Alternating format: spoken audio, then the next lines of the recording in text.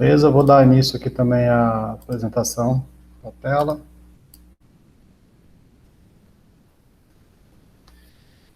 Bom dia, Luiz. Bom dia a todos aí. Então, vamos lá, né? Então, pessoal, dando continuidade, né? Bom dia, Anderson. Tá entrando com outro e-mail. Então, a gente está com um período bem apertado, né, pessoal? Então, a gente não pode se dar o luxo de perder o conteúdo. Então, se por acaso tivermos algum problema, eu vou terminar essa gravação e disponibilizar, né, de forma assíncrona para vocês. A gente não pode parar.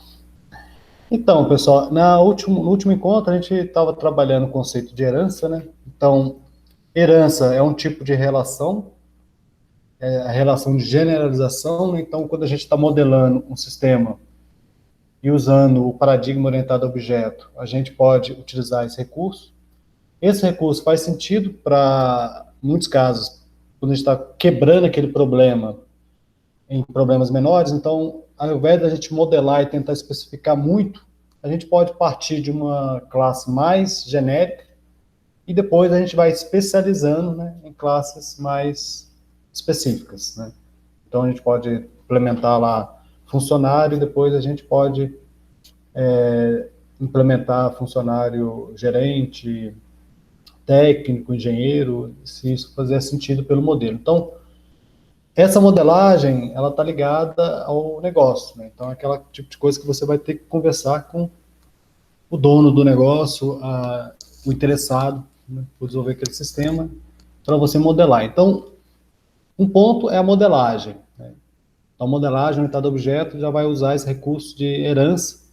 Vocês vão ver isso também na disciplina de projeto, orientado a projeto de desenvolvimento de software, né? Mas uma outra característica, né, quando a gente pensa na programação em si, a herança é muito útil para fazer a reusabilidade. Então, aqui a gente colocou um caso, né, que eu, desse livro Red First, que eu acho que é um caso que representa legal, né, um exemplo simples que descreve isso. Você que tem uma classe, Circle, que já tinha lá implementado a sua conferência é a área, só que ela não tem algo que você precisava, que era poder se localizar esse círculo num espaço, né, cartesiano. Então, você estende, né, ou seja, é um plus, é algo a mais que você está adicionando no teu círculo, e aí você vai ter que ter novos membros, né, novos atributos, e você agora já pode implementar um novo método. Então, esse Planet Circle tem tudo que Circle tem, mais o método isInside. E aí, a gente trabalhou com o conceito de polimorfismo, né, que a gente viu na aula passada, e aí, para a questão do polimorfismo, a gente mostrou um exemplo aqui, né, onde a gente tinha aqui uma classe Geometry, uma superclasse Geometry, e subclasses Círculo e Retângulo, né? E aí, esse círculo e retângulo implementam aquela operação de área, né? Então, a forma de calcular a área em cerca de um jeito, a forma de calcular a área em retângulo de outra maneira. Só que esse método que print área, ele espera um geometry, né? Como ele espera um geometry, e tanto círculo quanto retângulo implementa o método área, você pode passar para ele esses objetos de tipos diferentes, né? Então, por isso que a gente fala que é um polimorfismo, né? Então, a gente tem aqui um método, né? Se a gente olhar só a chamada dele, né, a gente está vendo, olha, esse método print área, uma hora recebe um circle, uma outra hora recebe um retângulo. Mas como é que funciona isso? Eu posso passar qualquer coisa? Eu posso passar um inteiro, uma string? Não, eu não posso passar um inteiro, uma string, porque vai dar um erro de compilação. Diferentemente de uma linguagem dinamicamente tipada. Vai dar um erro em tempo de execução. Então, se eu passar um tipo diferente aqui, vai dar um erro em tempo de compilação. Essas são as vantagens da linguagem estaticamente tipada. E aí, eu posso passar qualquer coisa desde que ela seja um geometry, né? Então, esse é o polimorfismo de inclusão. Então, inclusão pensando naquele conceito de conjuntos mesmo, né? Dado que um tipo de dado ele é entendido como um conjunto de valores, quando você tem conjunto de valores geometry, ele é muito maior do que o conjunto de valores. Então, geometry é um conjunto de valores, né? Eita, não, é horrível isso. Tá bom? Não sei se vale a pena comprar. Estava querendo comprar uma mesa. Não sei se eu conseguir escrever melhor. Minha letra já é horrível, mesmo no quadro branco. Né? Mas eu tenho o tipo geometry, né? E aí o tipo circle e o tipo rectangle estão contidos nesse geometry. Né? Então, por isso que a gente chama esse polimorfismo de inclusão. A gente vai ver ainda outros tipos de polimorfismo. Ok, pessoal? Alguma dúvida sobre a aula passada? Querem comentar alguma coisa que ficou mais claro, ficou mais complicado, mais confuso? Essa parte não tem dúvida ou não entendeu nada? Não, professor, não tem dúvida. Ah, beleza. Então, pessoal, mas olha que interessante, né? Eu vou mostrar lá as anotações, mas esse geômetro aqui, o que vocês acham dessa implementação desse geômetro? Tem algo aí que incomoda? Por exemplo, aqui em teste, eu poderia mandar, por exemplo, um print new geometry. Observe que não tem nenhum erro de compilação, né? E aí ele vai imprimir aqui 0. Né? Então, o que está meio estranho aqui nessa implementação aqui? Que está desnecessário, né? Se for analisar bem.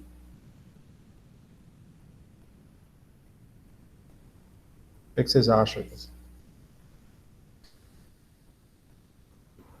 Só o método, né? Só tem um método, né? E além disso, esse método, qual que é o código dele aí? Tá chamando a área e retornando. Tornando um 0, né? Ou seja, uma classe geometry, o que seria uma geometria, se for analisar bem, né? Eu não tenho, por exemplo, nesse caso aqui, eu não tenho um método, né, para...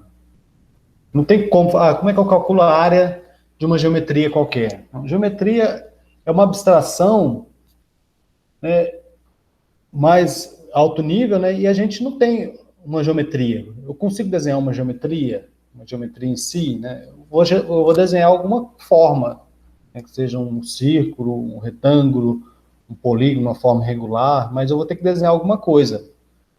Geometria em si, ela não existe, né, assim, sozinha. Então, em situações como essa, por exemplo, que código que eu vou colocar aqui? Eu não tenho um código. Então, vocês lembram do lance do reuso? Né? Que a gente está falando, olha, a gente está usando a herança por causa do reuso, né? Mas, nesse caso aqui, não existe reuso. Eu não estou reusando nada de geometry. Entenderam, pessoal? Então, situações como essa, por exemplo, eu não sei implementar nada aqui para a área. Então, esse método, ele pode ser um método abstrato, né? Observe que no momento que eu removo aqui a implementação, ele já vai me dar uma dica aqui, né? Olha, ou você adiciona um corpo para esse método, implemente, né? Ou você muda esse método para abstrato. Então, eu posso mudar ele para abstrato. Só que, se eu tenho um método abstrato, logo, a minha classe também é abstrata. Porque se ele é abstrato, por exemplo, se eu instanciar um objeto do tipo geometry e tentar executar, por exemplo, a área, que comportamento que ele vai executar? Não tem nada implementado. Né? Então, eu não posso instanciar ninguém do tipo geometry. Né? Então, eu vou ter que transformar geometry também em abstrato. Entenderam aqui, pessoal? Então, essa classe Geometry, por enquanto, eu não estou fazendo reuso de nada dela aqui. Então, a única coisa, o único reuso que eu estou fazendo, né, não é reuso, a gente vai ver que é outro termo, que é aproveitar a mesma assinatura. Então, tanto circle, né, quanto rectangle estende geometry e sobrescrevem, né, a área. Todos eles estão sobrescrevendo a área. Aqui, observe que aqui agora já deu erro, né? O que deu erro aqui, pessoal, na linha 20? Qual que é o erro aqui da linha 20?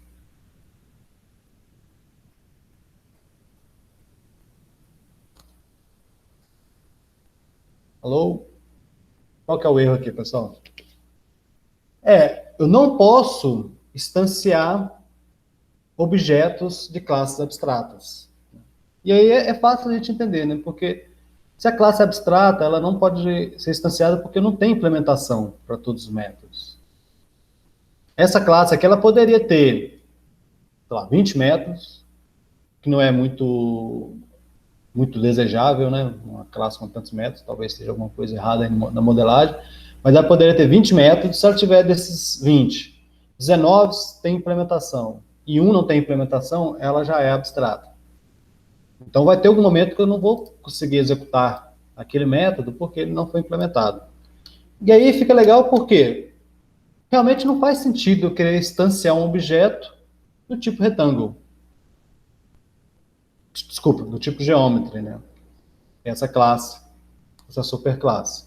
Eu posso ter círculo, eu posso ter retângulo, eu posso ter triângulo, eu posso ter outras formas, mas eu não posso ter um objeto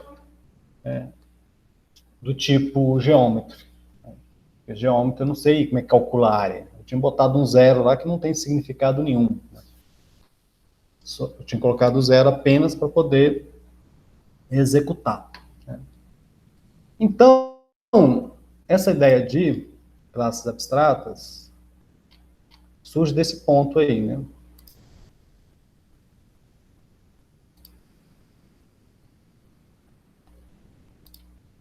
Então, em algumas situações desejamos agrupar tipos sobre uma superclasse, né? Por exemplo, formas geométricas. Só que, como é que eu vou implementar esses métodos, tipo área, circunferência, para essa forma geométrica? Tem que ter um tipo concreto, que eu sei qual é a regra de como calcular. Então, esses caras logo vão ser abstratos. Eles sendo abstratos, a classe também é abstrata. Então, métodos abstratos são qualquer método, né, que não tem implementação. Como não tem implementação, eu não preciso colocar o abre fecha chaves, não tem. É public abstract e pronto, né? Em C++, pessoal, ele é um pouco diferente, a gente vai ver. O método abstrato em Java é parecido com a função que chama função virtual pura em C++. Teve uma coisa que eu não mostrei no encontro passado, e acho que vale a pena a gente mostrar aqui, agora, antes da gente entrar nesse ponto. Agora que eu estou lembrando aqui. Essa parte de ligação dinâmica, né? A gente viu a ideia de sobrescrita, né? Então, por exemplo, aqui, a gente podia ter esse método draw, ou aquele método área, e aí ele vai ser sobrescrito nas classes, nas subclasses. Quando eu executo o draw, eu vou estar sobrescrevendo. Mas, para a gente não perder muito tempo, vou aproveitar esse código que já está pronto aqui. Vamos ver um código em C++. Para ver o que acontece aqui. Eu vou tentar botar uma coisa em Kotlin aqui também, se der tempo. Kotlin eu não testei.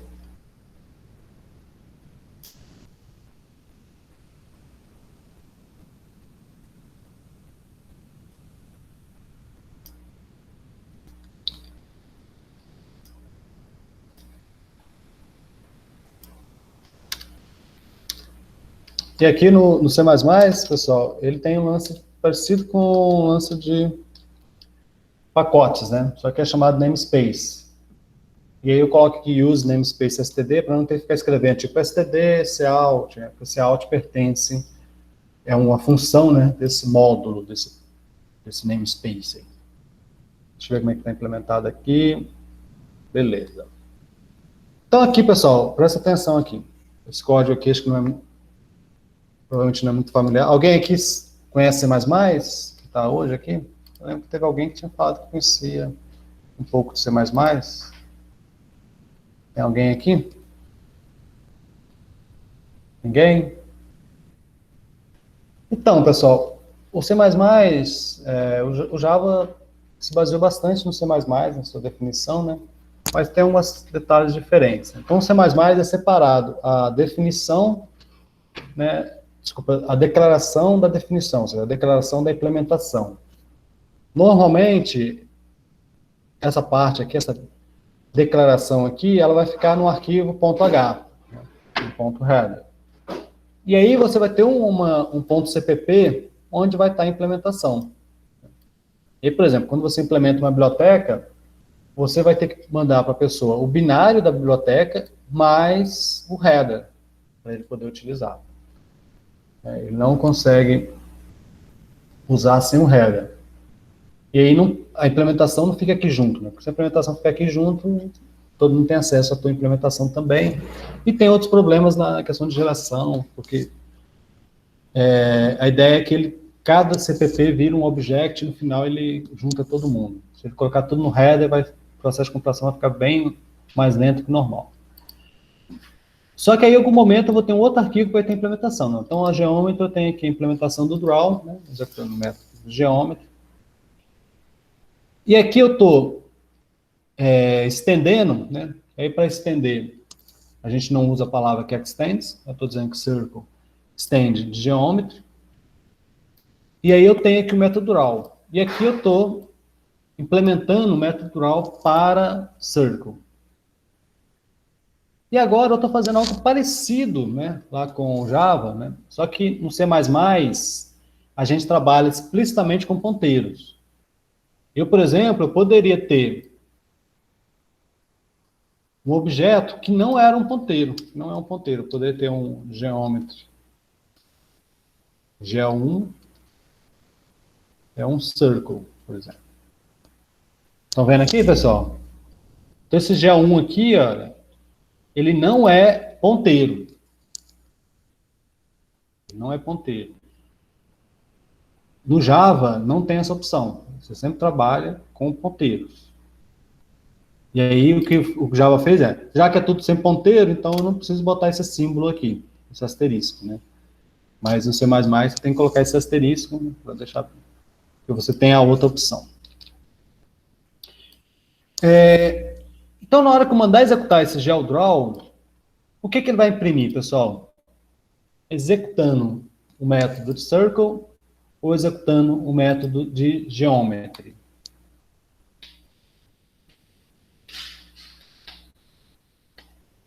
O que ele vai executar, pessoal? O que vocês acham? Se ele se comportar como Java, o que ele deveria imprimir aí? Alô, alguém? Bota no chat aí. O que vocês acham? Participar, pessoal. Para ver se vocês estão aí presentes, acordados.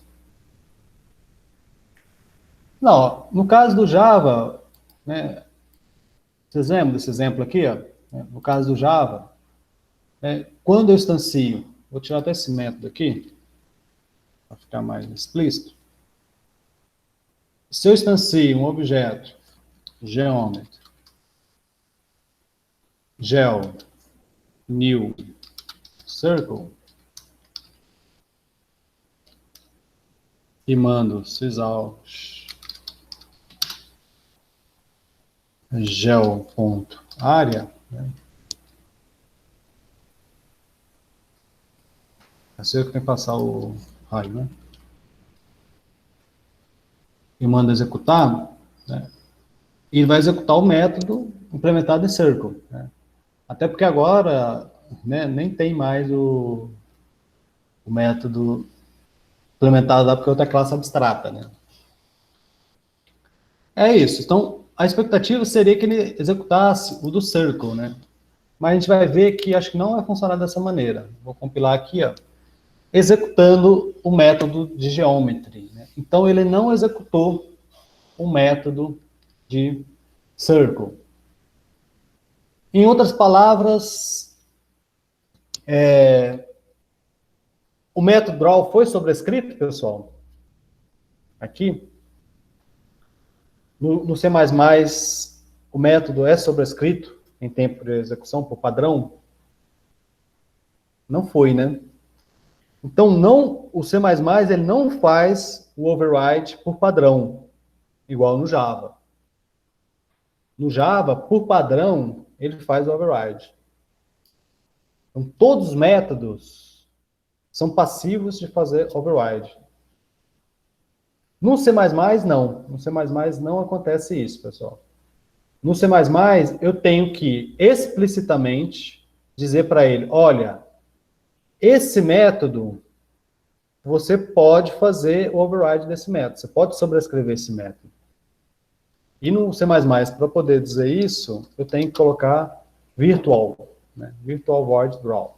Então, vamos executar novamente, ó, executando o método de circle. Né? Então, agora ele fez o override. Perceberam, pessoal? Por padrão, as linguagens podem ser diferentes, né? Então, por exemplo, polimorfismo no C++, a gente vai ter que estar usando esse virtual aqui, para a gente conseguir implementar o override. Uma curiosidade, né? O que virtual, né? O que virtual tem a ver com override, com sobrescrever? Não parece uma palavra boa, né? Para eles terem colocado. Perceberam, pessoal? Não parece uma palavra legal aí.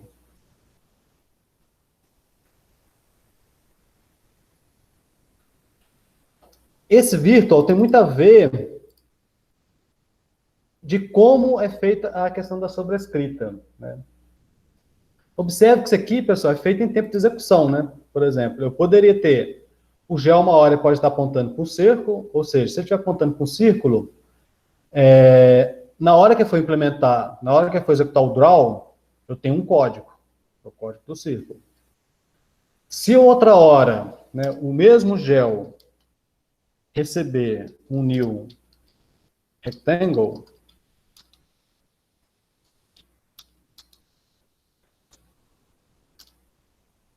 e eu mandar, não, rectangle não tem, né? Botar new geometry, já que ele não é virtual, já que ele não é abstrato, ele vai executar um outro método, olha, ele funcionou, executou, por exemplo, o draw, o mesmo gel draw, uma hora executou uma implementação, uma outra hora executou uma outra implementação. Isso não é tão trivial, isso tem que ser feito em tempo de execução, e ele tem que conseguir gerenciar isso. E como é que ele faz para gerenciar isso? Ele tem que criar uma tabela, que eu chamo um virtual table aí, para ele poder, em tempo de execução, saber, olha, qual que é o tipo de gel? Ah, o tipo de gel é geometry. Mas qual que é o tipo da instância de gel? Ah, o tipo da instância de gel é um círculo. Então, se ele executar o draw, eu tenho que pegar a implementação do círculo. Ah, não, agora o tipo da instância de gel é um geometry. Logo, eu tenho que pegar a implementação do geometry. Conseguiram entender aí, pessoal? Entenderam? Sim, não. Então, se eu tiro o virtual aqui, olha, ele vai executar exatamente do mesmo jeito. Né? E fazendo uma coisa mais baixo nível aqui, vamos fazer só uma outra coisa aqui. Não, depois, né?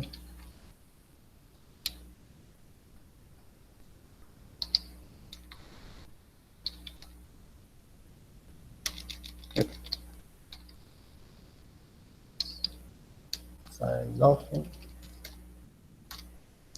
gel. Pessoal, estão prestando atenção aí?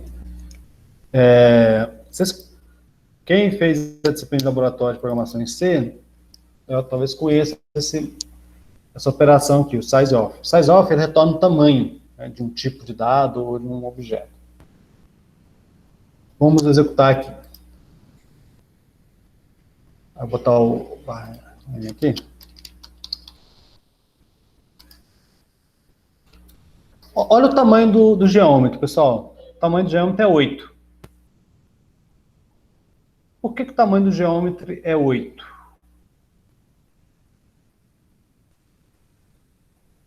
Por que o tamanho do geômetro aqui é 8? Vamos imprimir o tamanho do geômetro de novo aqui. Ixi, pior que vai dar 8 também, né? Tá.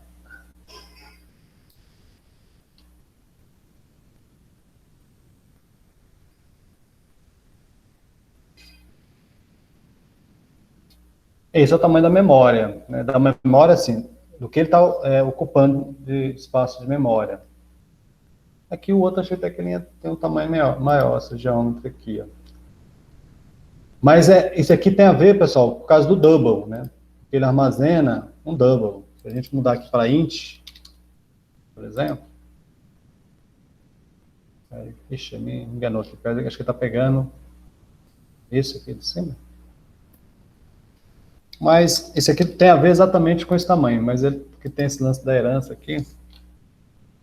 Mas é o tamanho, né, que ele aloca, é isso mesmo, ele vai ter que alocar um tamanho, mas o que ele vai ter que armazenar aqui? O único atributo que ele armazena é o raio. Então, Clebson, diferente do Python, por exemplo, ele não armazena o método. O método não é um tipo de primeira classe, um valor do objeto. Por que eu estou querendo mostrar isso? Só observem esse valor aqui, 8. Vamos mudar esse cara para virtual. Vai para virtual. Ixi, me enganou, me ferrou aqui. Por que ele não mudou? Ixi, falhou, pessoal. O que eu queria mostrar não deu certo aqui. Eu já estava com 8, né?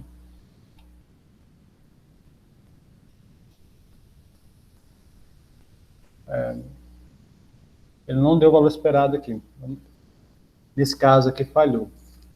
Mas já teve casos que deu para ver certinho, quando eu mudava para virtual, ele aumentava o espaço dele. Então falhou o que eu queria mostrar para vocês. Esse caso aqui não... Tentei hackear aqui muito, mas não deu certo. Dá para ver esse espaço que ele aloca mais para a tabela. Então, o C++, por questão de eficiência também, ele faz isso. Então, com isso, ele economiza memória e economiza também processamento em tempo de execução. Em tempo de execução, ele não tem que ficar consultando nada, é muito mais rápido a execução, porque ele não precisa ficar gerenciando essa ideia de que, dependendo da instância, do tipo da instância, eu vou ter que executar um método diferente. Entenderam, pessoal? Então, isso aqui é por questão de eficiência. Já no Java, o comportamento é diferente. Ele, por padrão, é sempre possível de sobrescrever. Então, qualquer método do Java eu posso sobrescrever ele, independentemente. Eu tenho que usar uma palavra para dizer que ele não pode. Eu queria testar aqui, mas acho que eu vou perder muito tempo. Já é 10h30, não vai dar tempo para falar o que eu queria colocar. Mas depois eu testo. Eu acho que no Kotlin também, se eu tenho uma classe...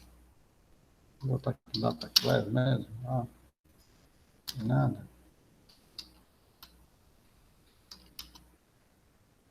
Vai ter que botar o código para fazer funcionar melhor. Porque no Python, no Kotlin, ele tem um esquema de open método Kotlin.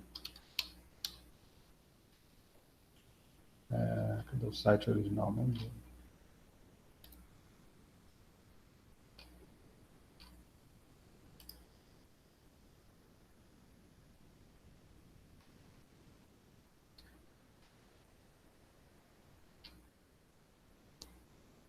Então, no Kotlin também, eu acho que o funcionamento é parecido, né? Em Kotlin, the class são final por default. Elas não podem ser dadas. Então, eu tenho que dizer no Kotlin que aquela classe pode ter filha. No Java, o comportamento é o contrário. Se eu quisesse, essa classe não pode ter filho, né? Eu tenho que colocar final. Então, por exemplo, nesse caso aqui, pessoal, será que eu posso colocar final aqui? Já apareceu um erro ali, né? Por que está dando um erro aqui? Por exemplo, o final significa no Java o seguinte: ó, a classe geometry não tem filho, não pode ter filho. Por que nesse caso aqui deu erro? Por que será que deu erro aqui? Deu erro?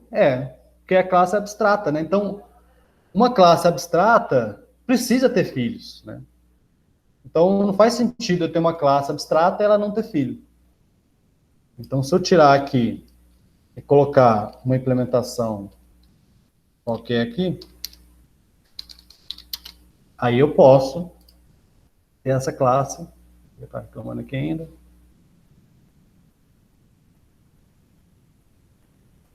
Eu estou com o abstrato aqui. Então, por exemplo, um método, ele pode ter uma implementação e mesmo assim ser abstrato. Se eu colocar a palavra isolada, abstrato. Então, aqui, beleza, está resolvido, né? Só que observe que agora eu tenho um erro aqui, né? Porque eu não posso criar uma subclasse de geometry. Então, isso faz sentido para muitas situações. Às vezes, o cara está criando uma biblioteca e ele não quer que aquela classe tenha subclasses. E aí ele tem que colocar a palavra final. Então, o comportamento, né, é o contrário, né? Então, no Java, ele deixa mais aberto. Então, todo mundo pode. Caso você não queira, você tem que colocar que é final. A mesma coisa com relação a métodos, né? Eu posso ter uma classe, por exemplo. Beleza, essa classe geometry, ela não é final. Ou seja, eu posso ter filhos. Por exemplo, essa classe final pode ter filhos, beleza. Mas eu posso chegar e definir um método final. Se eu defino o método final, ele é final, eu não posso sobrescrever esse método. Se eu não sobrescrever o método, vou deixar aqui, né? Não sobrescrever no método, beleza. Eu posso ter o meu código, só que todo mundo vai estar retornando zero aqui, né? A implementação lá é zero. Mas ela... E aí, lá no caso do Kotlin, nos dois sentidos. Então, o open para as funções, eu estou dizendo, olha, essa função pode ser sobrescrita. Então, ele é mais resguardado, né? Então, enquanto o Java aqui usou uma abordagem mais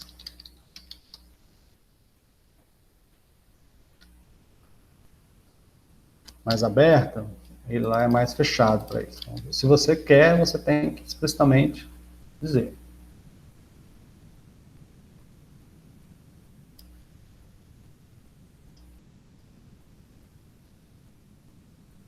Vou pegar aqui, né?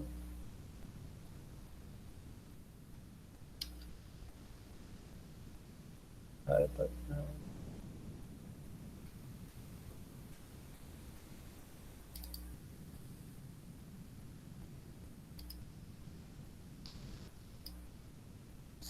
O final, né? Se tivesse final aqui. É porque o final não estava final lá ainda. Public, rectangle, field aqui. Beleza. Então, aqui era só para mostrar para vocês que nem sempre todas as linguagens ela tem a sobrescrita por padrão. Então, tem linguagens que optam por ser mais restritiva, se você quer que possa ser sobrescrito, você define isso. No caso do C++, eu acho que na época não foi tanto por questões de segurança, mas mais em questão de eficiência. Então, pela abordagem, como o C++ é compilado, ele gasta mais memória e mais processamento se um método pode ser sobrescrito. Então, não faz sentido você deixar todos passíveis de ser sobrescrito, se você, na prática, você não faz isso. E aí, aqui, observe que eu posso ter uma classe do tipo geometry, né? Eu posso ter sobrescrita aqui, posso ter a classe do tipo geometry. Ela não é abstrata, né? A classe geometry não é abstrata. Então, para ser abstrato, eu tenho que colocar que esse cara é igual a zero. No C++, quando eu falo que esse cara é igual a zero, estou dizendo, olha, eu tenho aqui um método abstrato. Se eu tenho um método abstrato, eu não posso instanciar um objeto desse método. Então, essa classe aqui, ela passou a ser uma classe abstrata. Entenderam, pessoal? Então, isso aqui é uma classe abstrata no C++. Né? Então, basta ter um método puramente virtual, ou seja, aqueles métodos que não tem implementação, para... Então, ele até nem reclamou aqui, né? Igual o outro eu posso... Mas eu não preciso implementar esse cara. Vamos ver se ele tem implementação.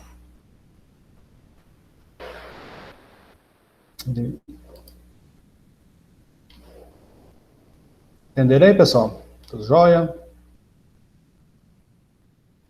Sim, não? Então, vamos voltar lá para classes abstratas. Então, aqui, essa questão, então, os métodos estéticos, privates e finals não podem ser abstratos, o estético ainda não pode. Não pode ser abstrato, pois esse tipo de métodos não pode ser substituído por uma subclasse, né? Então, o método privado, ele não é visível. O método privado, ele não é visível nas subclasses, né? Então, eu não posso sobrescrever um método privado. Então, se esse cara aqui, lá no Geometry, fosse private, ele já vai me dar um erro, olha. Métodos abstratos tem que ser visível, né? Ele tem que ser pelo menos protect, né? Ele tem que ser pelo menos protect. Mas privado, nunca. Então, isso que a gente mostrou, então, qualquer classe com método abstrato é automaticamente abstrata e deve ser declarada, né, como tal. Diferente do C++, né, que aqui a gente colocou virtual void, esse método aqui se transformou em um método abstrato. A classe já é abstrata, eu não preciso colocar nenhuma palavra reservada aqui abstract. Mas a gente viu que lá no Java, que se eu não colocar abstract aqui, ele vai me dar um erro. Obrigatoriamente eu tenho que colocar que a classe, explicitamente que a classe é abstrata. Se uma subclasse de uma classe abstrata não implementa todos os métodos que herda, essa subclasse ela é abstrata. Então, se eu por acaso tivesse aqui file new class, eu vou sobrescrever de quem? Vou sobrescrever de o geometry, né? Geometry. Eu vou criar uma classe chamada triangle.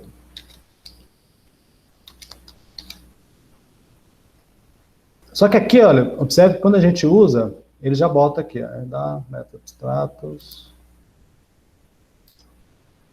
Eu já tenho uma implementação, né?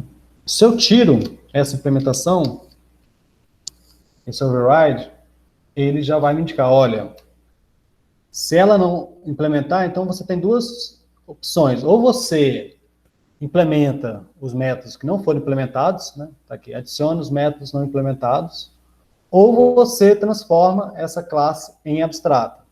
Então, pessoal, observe bem que o Eclipse, né, como uma IDE, ela ajuda pra caramba a gente, principalmente quando a gente está começando.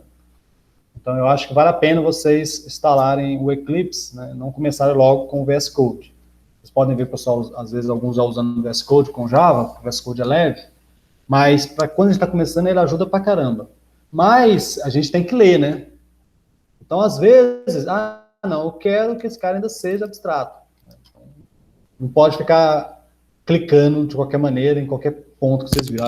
Ele deu uma solução, mas às vezes aquela solução não é a melhor solução. Né? Você tem que ver o que você quer.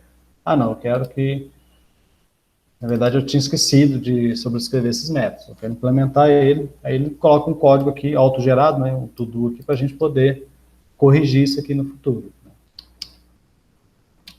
Tudo bem, pessoal? Por enquanto? Uma classe pode ser declarada abstrata, mesmo que não tenha nenhum método abstrato, né? Então, declarar tal classe abstrata de que a sua implementação está de alguma forma incompleta, talvez você possa querer isso, e não queira que ninguém utilize, por enquanto, aquela classe, em uma instância dela. Então, aqui o exemplo, né, por exemplo, parecido com isso que a gente tem lá, né, só que tá, o nome aqui está em inglês, shape, está em assim, formato, ao invés de geometry, né, mas é isso, ó, tem classe, aí tem a classe abstrata área, classe abstrata circunferência, e aí eu posso estender, implementar aqui a área e o perímetro, né, para círculo, para retângulo, né. E aqui, pessoal, tem um exemplo, que é o exemplo que as pessoas utilizam muito quando vão falar de polimorfismo, né? Por exemplo, pelo menos no início, né, quando o Java surgiu aí, o pessoal falava de polimorfismo, eu usava muito esse exemplo aqui, porque você tem aqui, dentro de um mesmo vetor, você tem um tipo retângulo, outro tipo, um tipo círculo, né, e dois tipos retângulos. E aí você percorre, né? Então, nesse trecho de código aqui, que você está percorrendo esse vetor e imprimindo, né, e só calculando a área total aqui, na verdade, né, ele não está preocupado se esse cara ele é um círculo ou um retângulo. Então, dependendo da instância, ele vai verificar qual método, a área que ele vai usar. Se ele vai usar esse método área, ou se ele vai usar esse outro método área, tá, do círculo. Então, isso é um exemplo muito utilizado para falar de polimorfismo, essa ideia de ligação dinâmica. Então, em tempo de execução, ele vai usar um método diferente para a área. Ok, pessoal? Tudo bem? Beleza. Então, já são 10h44, vamos aqui para a nossa parte sobre as interfaces. No Java, por exemplo, ele tem uma limitação, não é uma limitação que seja ruim, né, muitos acham positivo isso, acho que hoje em dia até mais do que na época quando o Java foi criado, acho que na época o Java foi criado e teve que justificar mais sobre isso, que o Java ele não tem herança múltipla. Ou seja, uma classe, ela não pode ter dois pais. Ela vem só de um pai. Então, o C++, né, ele tinha herança múltipla. Só que quando você tem herança múltipla, você está falando, poxa, um objeto ele pode ser... Ele é A, ele é B e ele é C também. Né? Ele é três coisas ao mesmo tempo. E aí esse A, B e C, ele tem as suas variáveis, os seus atributos. E o A, o B e o C, às vezes, pode ter atributos que têm até o mesmo nome. Né? Então, se você tem algo do tipo um class A, e aqui dentro, se eu tivesse lá um, sei lá, um public int x. Dois pontinhos, né, pessoal? Aí você tem uma classe B, também tem um x. Tem uma classe C, que também tem um x. Aí você vem cá e cria uma classe D,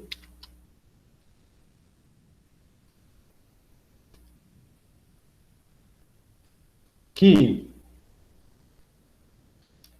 herda, aí eu nem lembro como é que bota mais, é A, acho que B e C. Né? Então você pode ter isso aqui, ó, a classe D herda de A, B e C.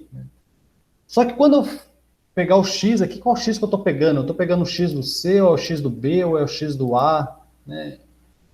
E o método também, se eu vou estar sobrescrevendo, e é meio confuso, né, pessoal? Essa questão de você trabalhar com herança múltipla é confuso, até na modelagem, você falar, poxa, o cara é três coisas ao mesmo tempo, ou seja, ele é um cara híbrido, né? Você está criando coisas híbridas aí. E aí o Java preferiu não colocar isso. Então o Java excluiu essa possibilidade de você ter herança múltipla. Só que às vezes você quer algo parecido com herança múltipla. Você quer poder. Tem métodos. Aquela classe ela pode ser comparável, ela pode ser ordenável, ela pode ser alguma outra coisa. E você quer colocar esses caras em locais diferentes, só que você não pode herdar de várias classes. E aí o Java criou uma solução bem interessante, que é o conceito de interfaces. Interfaces são muito utilizadas, pessoal, a gente vai usar bastante interfaces aqui. Então, e agora cada vez mais sendo utilizado ainda, né, com Java, a partir do Java 8. Então, com a interface, você define, né, o que aquela classe faz, não como. A interface, a gente pode falar que a interface, por exemplo, é uma classe abstrata pura. Esse exemplo aqui, olha, de forma sintaticamente, semanticamente talvez não, mas sintaticamente, isso aqui podia ser uma interface. Né? Ele tem só um método aqui e não está implementado. Então, essa aqui é uma classe abstrata pura, ela não tem nenhum método implementado, ela não tem atributos, então ela poderia simplesmente ser uma interface. Mas a ideia de interface e classe abstrata, além de ter essas diferenças, a classe abstrata eu posso ter atributos, e a classe abstrata eu posso ter métodos concretos, hoje em dia a interface também pode, mas vamos com calma. Tem a questão um pouco semântica. Então, eu posso falar, poxa, geometria, eu quero modelar a geometria como conceito. Existe geometria. Então, o triângulo pode ser uma geometria. Só que, às vezes, tem questões mais relacionadas a comportamento, né? Então, por exemplo, no Java tem uma interface...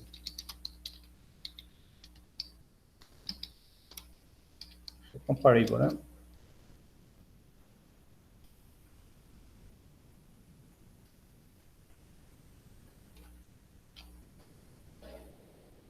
Então, por exemplo, no Java tem essa interface aqui, comparable.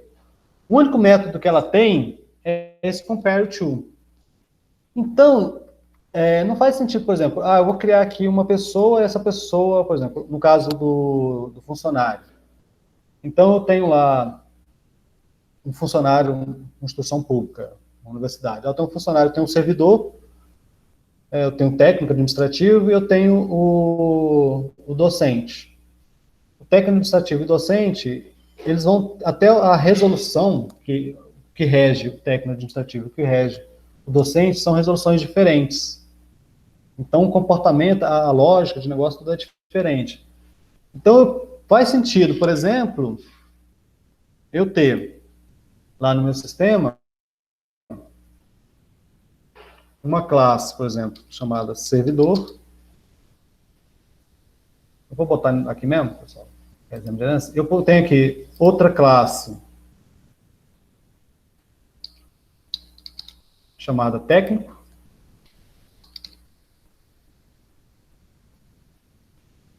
E uma outra classe chamada docente.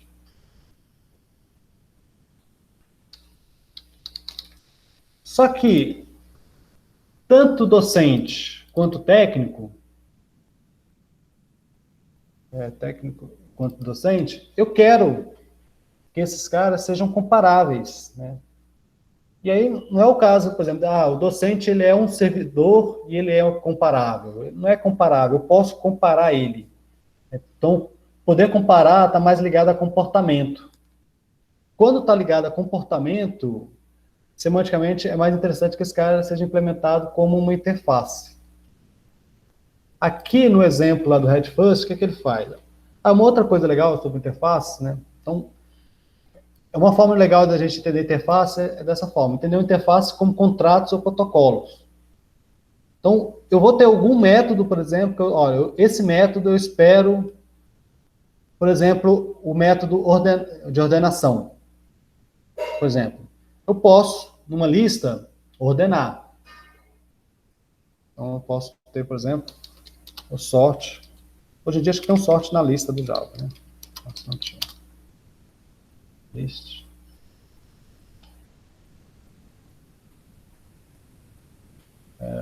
Cadê?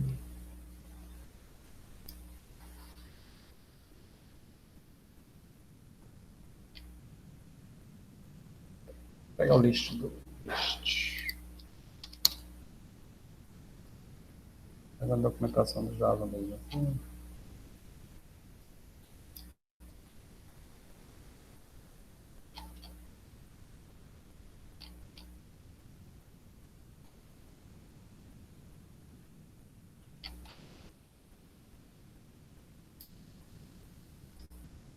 Tutorial, né? Classe. Class. É fácil list. A própria list também é uma interface, né? Olha, a lista, por exemplo, pessoal, é um exemplo de interface. Então, lista é um conceito abstrato, né? Você pode adicionar coisas na lista, você pode adicionar um elemento, você pode adicionar vários, você pode apagar os elementos, você pode verificar se um elemento está contido numa lista, você pode pegar um elemento, você pode comparar, né? Você pode verificar se a lista está vazia. Só que a implementação da lista é feita através de classes concretas. Seja ela o list, o linked list, por exemplo, né? Ou a relist, são implementações, né? A interface é apenas essa operação acima aqui. Vamos ver se tem um sort aqui. O sort. Observe aqui, pessoal, por exemplo, para poder fazer a ordenação de uma lista, os objetos desta lista precisam ser comparáveis. Então, isso que é a ideia de você ter um contrato, você ter um protocolo. Então, você está dizendo, olha, esse meu método aqui, eu espero um objeto qualquer, desde que ele implemente essa operação. Então, a gente vai fazer muito isso. Então, a interface define um contrato que deve ser seguido pela classe que a implementa. Quando a classe implementa uma interface, ela se compromete a realizar todos os comportamentos que a interface disponibiliza. E em Swift, né, a interface, ela é chamada de protocolo. Eles usaram esse nome mesmo, protocolo. Então, eu posso, por exemplo, aí é a mesma história. Eu posso ter uma classe, ela pode estender, né, uma superclasse, só que ela pode implementar vários protocolos, né, várias interfaces, vários protocolos. Então, a ideia é parecida. Então, a interface, ela, teoricamente, ela é uma API, né, então, ela é... Aí aqui, a gente ir adiantando, a ideia seria, do exemplo, é o seguinte, eu quero poder centralizar, né, definir o centro, né, da minha estrutura. E aí eu poderia criar uma classe chamada new class century. Então é uma operação, algo que eu posso fazer. Aí aqui, pessoal, eu não preciso colocar abstract. Eu posso colocar abstract. Mas por padrão agora, né, por padrão na interface, sempre é abstrato. Então, desuso. Então, eu não preciso definir isso. E aí eu poderia ter, por exemplo, uma classe retângulo que implementa o century. Aí ele, por exemplo, o retângulo, ele estende retângulo, né? Só que agora ele vai implementar esse century. Então, ele vai ter tudo que o retângulo tem, mas ele precisa implementar essa operação century.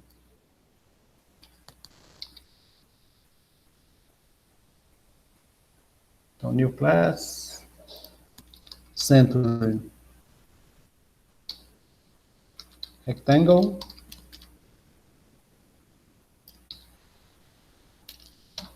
aí ele vai reclamar, porque eu tenho que sobrescrever, né? Olha, então, adquirir os métodos não implementados. Então, vou ter que implementar o setCenter o getCenter e o getCenter Y. E aí, por exemplo, os atributos coordenada x e coordenada y, elas têm que estar, elas vão estar aqui, né? Não estão lá na outra classe. Tem que estar reclamando aqui ainda. Ah, eu preciso do construtor, né? E o construtor ele vai pegar os valores base e altura e vai passar diretamente para o retângulo. Só que eu vou ter que ter um construtor que passa também, né, as coordenadas x e y, para poder usar aquelas operações lá. E aí, pessoal, só para a gente ir fechando, né, daqui a pouco vocês têm aula.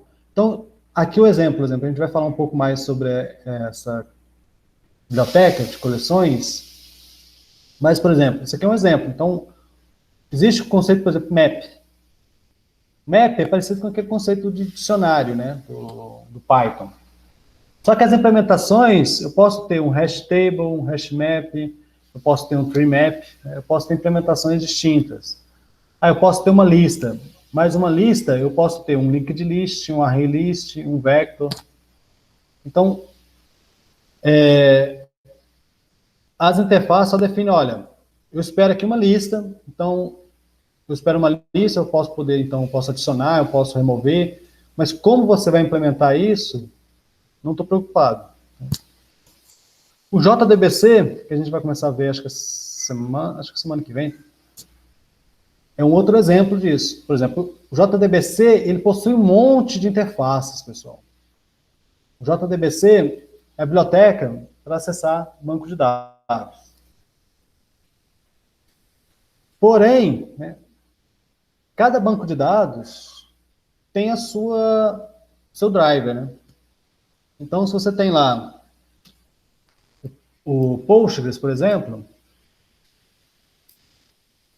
eu tenho um Postgres, eu tenho um driver, o cara foi lá e disponibilizou um driver, ou seja, um código para poder fazer as operações no Postgres.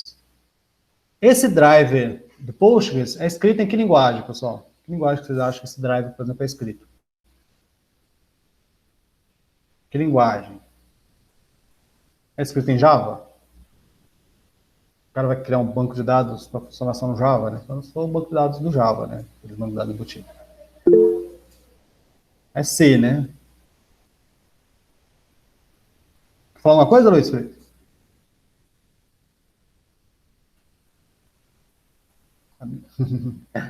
Beleza. Então, é escrito em C, só que aí o cara cria o quê? Ele cria um driver em Java, né? Em cima desse código em C. Só que se não existisse o JDBC, o que ia acontecer? Eu vou lá e crio um driver em Java, eu crio uma abstração em Java para acessar o Postgres. Só que tem também outros bancos de dados, né? Tem lá, Oracle. Aí o Oracle tem lá, o banco tem lá o drive em C também. Aí o João faz um drive aqui para Postgres em Java e a Maria faz um drive aqui para o Oracle em Java. E aí eu que estou fazendo uma aplicaçãozinha aqui, eu fiz uma aplicaçãozinha para o Postgres, ou melhor, né? Vamos ao contrário. Eu fiz uma aplicaçãozinha para o Oracle, e aí depois eu vejo, pô, eu tenho que economizar, estamos em crise.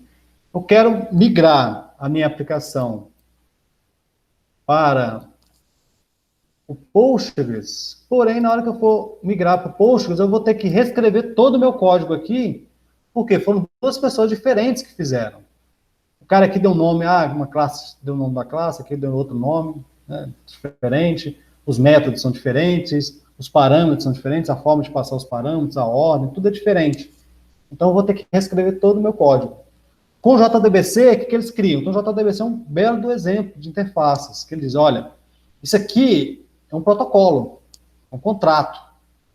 Você quer fazer um driver para o Oracle? Beleza, você pode fazer. Mas você tem que implementar essas interfaces. As pessoas não vão usar esse código aqui que você escreveu. As pessoas vão usar através do JDBC. Então, o JDBC, através dessas interfaces, ele cria uma nova camada de abstração e meu código, usando o JDBC, ele pode migrar do Oracle para o Postgres sem problemas. Na prática sempre tem uns probleminhas, mas pelo menos vai ter um problema principalmente com relação ao SQL, né? Que às vezes ele é padrão, mas não é 100% padrão, né? Às vezes tem coisas a mais, a gente pode estar usando uma parte estendida, né? Então, aí pode dar algum probleminha. Mas só naquela parte do SQL, mas a interface que você acessa é a mesma. Entenderam, pessoal? Onde que entra, entenderam essa ideia de interfaces? Aí a gente vai ver aqui, por exemplo, a gente vai usar lá, quando a gente trabalha com o JDBC, a gente vai usar esse statement, o connection, o result set, o prepare statement, a gente vai usar a partir dessas interfaces. A gente nem vai saber quem que instanciou, né? A gente não vai dar, por exemplo, new PostgreSQL prepare statement, ou new, sei lá, HSQL, ou new SQLite, a gente não vai dar nenhum new dessas coisas, a gente nem vai estar sabendo, né, no nosso código, ele nem sabe se você está usando o Postgres ou outro. A interface, pessoal, assim, não se apega muito nessa questão só da questão da múltipla herança. Então, mesmo em algumas situações que você quer estender apenas uma única interface, a interface está mais ligada a essa coisa do comportamento, do contrato. Você está dizendo, olha, eu não estou dizendo que na questão da modelagem, a interface talvez ela nem apareça, por exemplo, quando você estiver modelando o teu negócio, ela não vai aparecer. Tipo fazer uma tupla com alguns métodos de lista. Por exemplo, lá no Python, ele deve ter algo parecido com o conceito de interface, que é, por exemplo, tem aquele conceito de iterable, né? Então, existe os caras que são iterables. Os iterables pode ser uma lista, pode ser uma tupla, pode ser uma string, né? A implementação é diferente em cada uma dessas coisas. Mas todos eles são iterables. Então, quem recebe aquele for, por exemplo, vou percorrer. Quando ele recebe, ele trabalha sem se preocupar se aquele cara é uma lista ou uma string. Ele tem que estar implementando algumas coisas lá, né? Que é o padrão, nesse caso lá, ele está implementando o padrão iterator. Então, para a gente fechar, a única coisa que eu quero destacar aqui, no Java 8 teve algumas mudanças, né? Então, por exemplo, a partir do Java 8, as interfaces passaram a poder ter métodos concretos. Então, dependendo do livro que vocês lerem, eles vão falar, olha, interfaces são sempre abstratas. Mas hoje não, interfaces podem ter métodos concretos. E aí eles tiveram que fazer a lógica inversa, né? Já que, por padrão, tudo é abstrato, para não quebrar as implementações, falar, agora você vai ter que colocar abstrato. Não. Caso você queira implementar algum método, você vai colocar default. É um nome estranho, né? Mas é tipo, essa é a implementação default da interface. Se você não implementar nada, ele vai usar essa implementação default. Ela pode ter também métodos estáticos, né? Também pode ter métodos estáticos também. Só que ela continua não podendo ter, por exemplo, atributos. Eu não posso ter atributos em interface. Então, os atributos são um dos principais problemas com relação à classe, a múltipla herança, né? E outro ponto, pessoal, interessante é interfaces que têm apenas um único método passaram a ser chamadas de interfaces funcionais. E aí a gente vai ver isso com mais calma em outra aula. Aí a gente vai ver que existe um conceito no Java chamado classes anônimas. E aí, a partir desse conceito de classes anônimas, interfaces funcionais, eles conseguiram usar aquela notação, né, que na arrow function, né, parece que no JavaScript chamaria de arrow function, no Java é chamado de expressão lambda, notação lambda. E aí, a partir desse conceito. Então, hoje em dia, a diferença entre interfaces e classes abstratas diminuiu. Sintaticamente diminuiu, porque hoje em dia eu não posso chegar e falar, olha, interfaces, todos os métodos são abstratos. Não, não é verdade. Interface hoje em dia pode ter métodos implementados. E isso acontece também nas linguagens como Scala, Kotlin. Eu posso ter o equivalente à interface, onde eu tenho implementações também. Em alguns casos. E aí eles usaram isso aonde? Quando eles quiseram, não existia, por exemplo, o método sort. na interface lista. Então, olhando aqui, ó, default void sort. Ele não tinha um método sort. O que iria acontecer, pessoal, se eles colocassem o método sort dentro da interface e não tivesse o default? O que iria acontecer, pessoal? Existe um monte de... Não é só o Java Collection que usa, né? Existem outras bibliotecas que implementam a interface lista. Se os caras colocam um método a mais, né?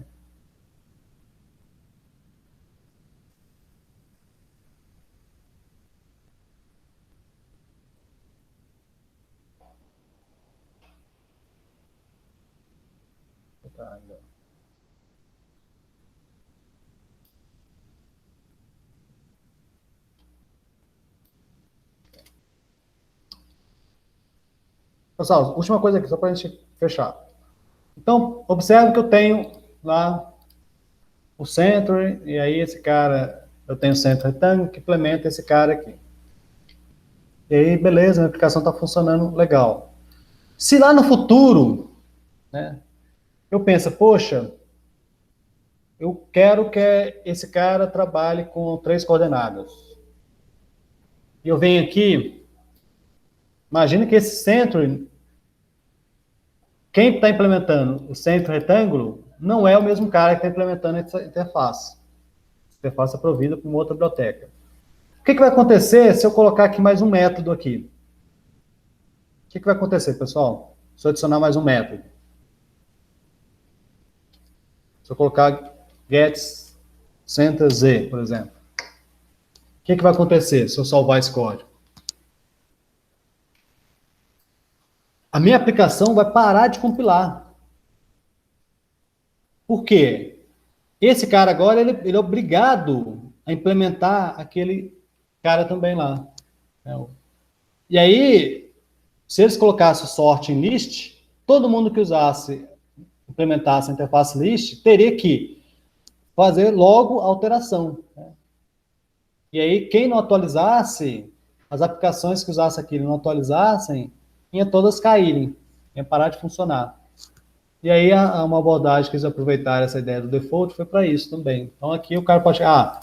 mas eu vou colocar aqui um default, esse cara aqui não é obrigatório, e vou colocar um código qualquer aqui. Eu estou com Adobe, né? Eu venho aqui e retorno